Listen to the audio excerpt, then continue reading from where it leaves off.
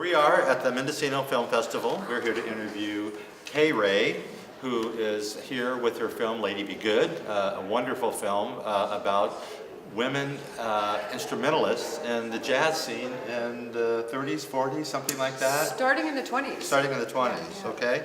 By the way, her film is being shown on Sunday, 12:30 in Crown Hall, right down here on Ukiah Street, so please come to see this film. Now, in the previews, the famous musician and arranger Quincy Jones says that this film, your film, should be included in school curriculums everywhere. Why would he say that? He actually said that in his interview that he did with me many, many years ago. And he was talking generally about women's history. I was working in LA and a woman said, oh, my husband's mother was a famous jazz guitarist. And I went, wait a second, I studied jazz at the University of Washington. There are no famous women jazz guitarists. And so he showed me this wonderful footage of Mary Osborne, this beautiful hollow body Gibson guitar, backing up Billie Holiday and this whole cadre of men jazzers. So I started the film about her. Then I met Dr. Sherry Tucker, who had been doing her PhD thesis on USO, all women big bands. Oh, really? Wow.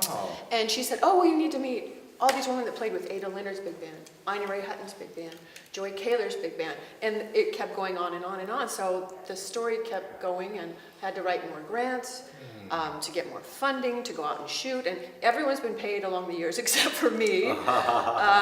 But the story just kept growing and growing, and it ended up with a 3-hour cut, had to cut down to 2 hours.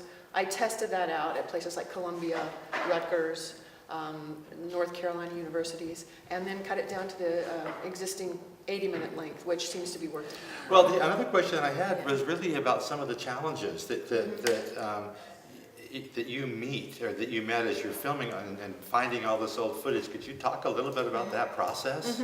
The footage, finding the footage was exciting for me. That's the part I absolutely love. Treasure hunting. It is a treasure hunt, and like one of the earliest pieces I have in there, no one else has. It's Babe Egan and the Hollywood Redheads, and it's 1928. And this band was touring Europe for 9 months in 1928. And luckily, they were in a film. And I found some footage in this one woman's closet, some outtakes from this film called Die Nacht gehört uns. Oh. And I said, what was the name of the film? I've tracked it down to the Berlin Film Archives. And not only do we have them playing, and we can actually see them on screen, but they also did some incidental music in the film. So this is like the only audio recordings that I know that exist of a women's band during that time. It's exciting. Well, plus you rescued this. It's just sitting someplace, and now we can see it and get it rich, right. you know? Yeah. And a lot of the other footage, I mean, some women, they told a story. As an example, Joy Kaler's band touring on the USO circuit in the 40s. One woman tells a story about, oh, we had 105 pieces of luggage. I find 16mm footage in another woman's closet that was in the band of that train with all the luggage on it, and I'm putting these pieces together, and it's like putting this puzzle together. It's really exciting. This film was 20 years in the making. Can you talk about what it's like to be a documentary filmmaker in terms of that process? Obviously, you're working on other films. How many films can you balance as a documentary filmmaker? How does that all work? Well, I found this niche of museum film making. Oh, okay. And so I was able to balance it very well. When Experience Music Project opened in Seattle, I was the senior film producer there, so I did about 85 films there. I saw that, yes. Yeah, so I was still working on this. If I went out on the road to do some filming for EMP, I went, oh, so-and-so's in New York, or so-and-so's going to be in California. So I made time to do some of interviewing for this. It's been, for money, I've been doing a lot of museum films. Right. Yeah. But it is, what I was getting at is that as a documentary filmmaker, often we're working on more than one film. Right, yeah. You know, I mean, it just seems normal. I have some friends that are working on 5, right. You know, just because of, one is because of the money. Yeah. How do you get it coming in? Things like that. I've been fortunate to, 20 years ago, start getting some grants. And then once you get one, then you show that you've got a track record, and then I was able to get larger grants and larger grants. And then 3 years ago, I did a Kickstarter campaign to cut the film down to the 80-minute length now, to finish it, really finish it, and pay music clearances did a Kickstarter campaign and got another grant from the Seattle Arts Commission. So I was going, yay, I can finally, you know, cut it down to a workable length. Can you talk a little bit about the role of music in your own life? Because you've done a lot of films on music, Yeah, right? So, yeah. and you said that you played music, or maybe you are a musician. I did. I grew up, my dad was the choir director, my mom the church organist. So of course we sang in the choir, and then I sang in all the groups, all the girls groups and the choirs, and the pop chorale in high school, and we went on tour. And I also grew up playing viola in orchestras, and then jamming on guitar. And because my mom was a piano teacher, we all had to learn piano, and so it's been in my life. But as far as jazz, my dad used to play like Dave Brubeck and stuff, but he also had my grandmother's 78 record collections, which had Tommy Dorsey, Jimmy Dorsey. Wow.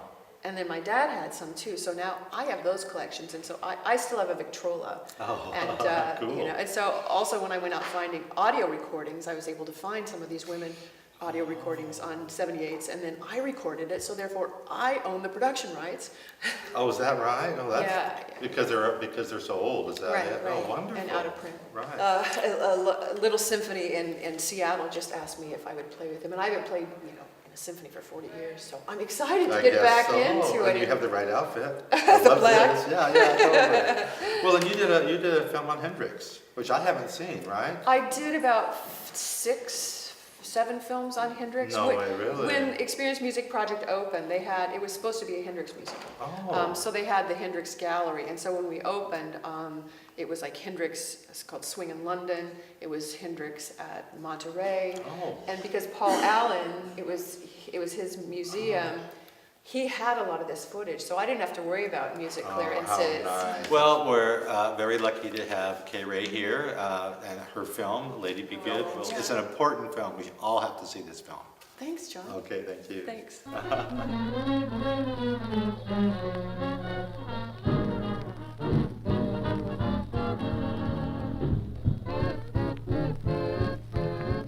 How does it feel to be a woman in a man's world? Would you believe they still ask that once in a while?